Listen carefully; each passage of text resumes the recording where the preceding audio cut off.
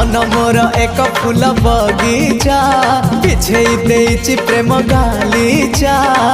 चली आस सेई बाटे खोजुछि मु साथी गोटे